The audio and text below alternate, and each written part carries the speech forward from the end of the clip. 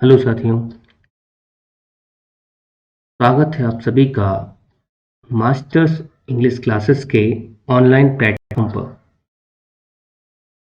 जैसा कि आपने वीडियो के स्टार्टिंग में देखा ही होगा कि हम पटवारी परीक्षा के लिए स्पेशल ये क्लासेस स्टार्ट कर रहे हैं, जिसमें कि आज हम वर्ब्स के बारे में जानेंगे कि वर्ब क्या है और इसके कितने टाइप्स हैं और ये कहाँ पर हमारे एग्ज़ाम में आ सकता है, किस तरह के क्वेश्चन आ सकते हैं। तो आप स्क्रीन पर एक फ्लो चार्ट देख रहे हैं। इस फ्लो चार्ट में आप देख पा रहे हैं कि जो वर्ब है, वर्ब मतलब हिंदी में से हम बोलते हैं क्रिया। वर्ब दो तरह की जो आप लोगों ने पढ़ी होंगी, वो है helping verb and main verb. ठीक है, तो दो तरह की वर्ब हो गई हैं, helping verb and main verb. अब ध्यान से देखेंगे इस फ्लो चार्ट में, यहाँ पर हेल्पिंग वर्ब के भी इन्होंने दो पार्ट किए हुए हैं। तो पहला पार्ट क्या है, मॉडल्स, एंड सेकंड जो पार्ट है उन्हें हम बोलते हैं प्राइमरी ऑक्सिलरी वर्ब्स। अब प्राइमरी ऑक्सिलरी वर्ब्स क्या होता है ये मैं आपको बताता हूं, लेकिन इसके पहले हम वापस से स्टार्टिंग से दोबारा देखते हैं कि वर्ब यानी क्रिया ये दो तरह की होती है, हेल्पिंग वर्ब और मेन वर्ब। हेल्पिंग वर्ब दो तरह की हमने देखी, एक तो मॉडल वर्ब और एक होती है प्राइमरी ऑक्सिलरी वर्ब। ठीक है, अब प्राइमरी ऑक्सिलरी वर्ब क्या है पहले ये जान लेते हैं। तो साथियों, कोई भी आप सेंटेंस पढ़ते हैं, उस सेंटेंस में सिर्फ प्रेजेंट इंडेफिनिट टेंस को छोड़कर कोई और जो भी टेंस आप लिखते हैं उसमें कोई ना कोई हेल्पिंग वर्ब जरूर लगती है, जैसे कि is, am, are, was, were, will, shall, has, have, had, इस तरह की वर्ब्स को हम प्राइमरी ऑक्सिलरी वर्ब्स बोलते हैं और इन वर्ब्स के बाद ही आपकी मेन वर्ब आती है। ठीक है, अब ये जो मॉडल वर्ब है, इनको पहली बात तो हम ये समझते हैं कि मॉडल्स क्यों बोला जाता है। देखिए, ये भी एक तरह की हेल्पिंग वर्ब ही है, मॉडल्स भी एक तरह की हेल्पिंग वर्ब ही है और प्राइमरी ऑक्सिलरी वर्ब भी हेल्पिंग वर्ब है। पर दोनों में डिफरेंस क्या है? डिफरेंस ये है कि जो मॉडल वर्ब होती है ये अकॉर्डिंग टू सब्जेक्ट यानी सब्जेक्ट के अनुसार बदलती नहीं है। सब्जेक्ट के अनुसार कैसे नहीं बदलती, इसका मैं आपको एग्जांपल देता हूं। जैसे कि मान लीजिए कि सब्जेक्ट है हमारा आई, आई के साथ मैंने यूज कर लिया am, I am Mohan Sharma. तो आपने देखा आई के साथ मैंने कौन सी हेल्पिंग वर्ब लगाई, एम। यू के साथ हम लगाएंगे are, you are Vijay, you are a student. तो यू के साथ हम यूज कर रहे हैं आर। ठीक है, तो ये होता है प्राइमरी ऑक्सिलरी वर्ब के साथ, ये अकॉर्डिंग टू सब्जेक्ट हम यूज करते हैं। लेकिन मॉडल्स के साथ ऐसा नहीं है।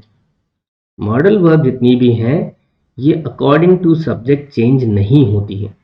जैसे मैं बोलूं आई कैन रन फास्ट, तो आई के साथ मैंने कौन सा मॉडल वर्ब यूज किया, कैन, पोटेंशियल बताने के लिए। सेम अगर मैं बोलूं यू कैन रन फास्ट, तो देखिए सब्जेक्ट मैंने चेंज कर दिया है, यू हो गया है, फिर भी मॉडल पे कोई इसका इफेक्ट नहीं पड़ा है, कोई प्रभाव नहीं पड़ा है। मॉडल कैन अभी भी इस्तेमाल हो रहा है। और दे कैन रन फास्ट, देखिए यहाँ पे मैंने फिर से सब्जेक्ट बदल दिया लेकिन कैन तो कैन ही है। तो ऐसी सहायक क्रियाएं, ऐसे हेल्पिंग वर्ब जो अकॉर्डिंग टू सब्जेक्ट चेंज नहीं होते हैं उन्हें हम मॉडल्स कहते हैं। ओके फ्रेंड्स, आई थिंक आप सभी का ये कंसेप्ट क्लियर हो गया होगा। मैं अगेन इसको रिकॉल कर देता हूं। तो अभी तक हमने जाना कि वर्ब्स क्या होती हैं। वर्ब्स मतलब क्रिया, क्रिया दो तरह की, हेल्पिंग वर्ब और मेन वर्ब यानी सहायक क्रिया और मुख्य क्रिया। सहायक क्रिया हमने दो तरह की देखी, प्राइमरी ऑक्सिलरी वर्ब जो सब्जेक्ट के अनुसार चेंज होती है, और दूसरी मॉडल्स जो कि सब्जेक्ट के अनुसार चेंज नहीं होती है। ठीक है, यहाँ पर कोई दिक्कत नहीं। ओके, अब आगे बढ़ते हैं। देखिए यहाँ पर एक नोट दिया हुआ है और इसमें लिखा है नीड, डेयर एवं यूज टू को मार्जिनल ऑक्सिलरी वर्ब या नीड एवं डेयर को मॉडल एवं मेन वर्ब दोनों का कार्य कर सकते हैं। कहने का मतलब ये है कि नीड और डेयर और यूज टू इन तीनों को हम मार्जिनल ऑक्सिलरी वर्ब भी बोलते हैं। अब ऐसा इसलिए है क्योंकि नीड और डेयर का यूज हम मॉडल के रूप में भी कर सकते हैं और मेन वर्ब के रूप में भी कर सकते हैं, यानी एज अ हेल्पिंग वर्ब भी यूज हो जाती है और मेन वर्ब की तरह भी। ठीक है, अब यहाँ पे यूज टू के बारे में एक छोटी सी लाइन और दी है। यूज टू मॉडल्स एवं एडजेक्टिव दोनों का काम कर सकता है। ठीक है, मॉडल्स का मतलब एक सहायक क्रिया का काम भी कर सकता है और साथ ही साथ ये एक एडजेक्टिव का भी काम कर सकता है। ठीक है फ्रेंड्स, चलिए आगे बढ़ते हैं। चलिए अब जानते हैं ऑक्सिलरी वर्ब्स के बारे में कुछ इंटरेस्टिंग फैक्ट्स, कुछ प्रमुख बिंदु।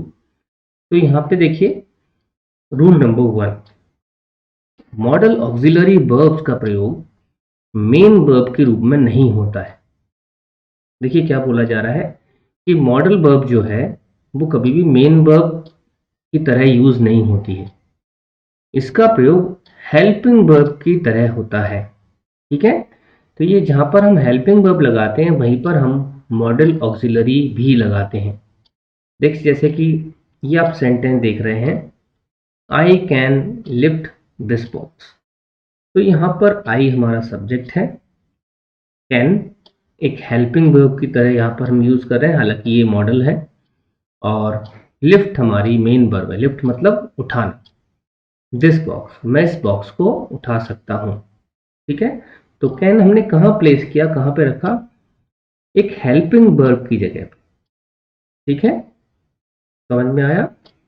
चलिए, अब हेल्पिंग वर्ब से मॉडल कैसे डिफरेंट होता है, ये मैंने आपको पहले ही बता दिया था कि ये सब्जेक्ट के अनुसार चेंज नहीं होता है। ठीक है, दूसरा सेंटेंस देखते हैं, he should work hard. He should work hard, उसे मेहनत करनी चाहिए। अब यहाँ पर देखिए, शुड हमारी हेल्पिंग वर्ब है और मेन वर्ब जो हमारी है वो है वर्क। तो ये हमेशा मेन वर्ब के पहले आते हैं, ये खुद कभी भी मेन वर्ब नहीं बनते हैं। ठीक है फ्रेंड्स, चलिए रूल नंबर 2 को देख लेते हैं। रूल नंबर 2 में बताया है कि मॉडल ऑक्सिलरी वर्ब्स का V1, V2, V3 ING form या एसईएस फॉर्म नहीं होते हैं। जैसे कि आप सभी जानते हैं, जो मेन वर्ब होती है उनके ये सभी फॉर्म होते हैं, जैसे कि V1, V2, V3 या आईएनजी हम लगा देते हैं। प्रेजेंट सिंपल टेंस में एस, ईएस, आईएस भी लगा देते हैं। ठीक है, लेकिन मॉडल वर्ब्स के साथ ऐसा नहीं। मॉडल वर्ब्स के साथ हम V1, V2 ING form, SES नहीं लगाते हैं। इनका प्रयोग सभी नंबर्स तथा पर्सन के सब्जेक्ट के साथ हमेशा एक ही रूप में होता है, अर्थात इसके रूप यानी फॉर्म में कोई परिवर्तन नहीं होता है। तो साथियों, ये चीज़ मैं आपको पहले ही बता चुका हूं कि मॉडल ऑक्सिलरी जितनी भी हैं, इस सब्जेक्ट का मॉडल पर कोई भी इफेक्ट, प्रभाव नहीं पड़ता है। क्यों नहीं पड़ता है? क्योंकि चाहे तो यहाँ पे सी रख दीजिए आप, या आई रख दीजिए, दे रख दीजिए, ये जो कैन है ये चेंज नहीं होने वाला।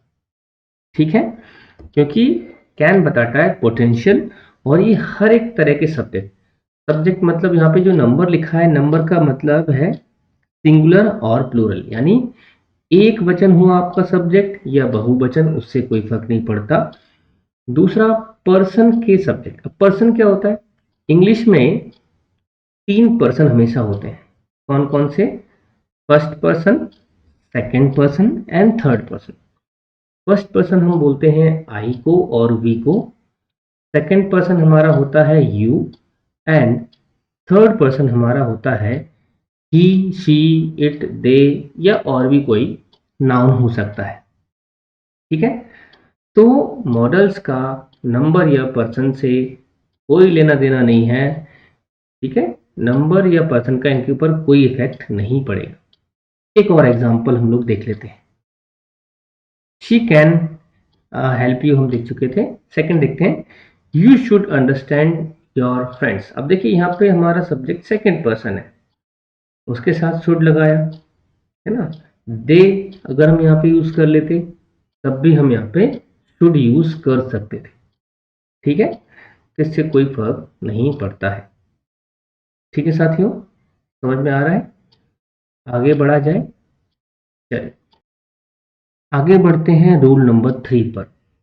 और रूल नंबर 3 हमें बताता है कि ऑट तथा यूज्ड के बाद इन्फिनेटिव 2 प्लस भी1 का प्रयोग होता है। अब इन्फिनेटिव क्या होता है?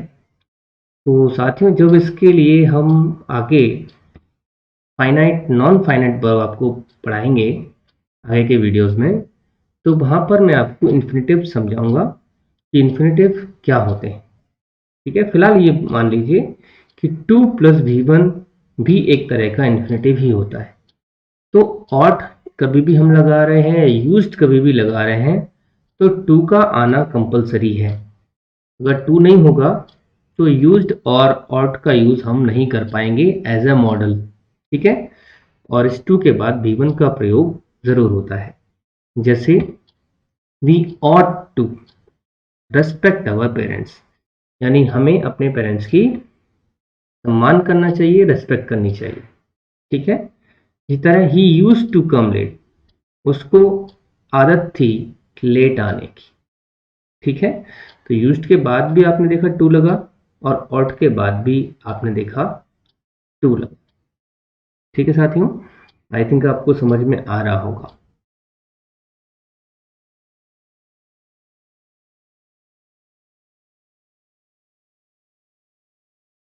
नेक्स्ट वीडियो में हम जानेंगे इन सभी मॉडल के यूजेस। तो मिलते हैं अगले वीडियो में। धन्यवाद।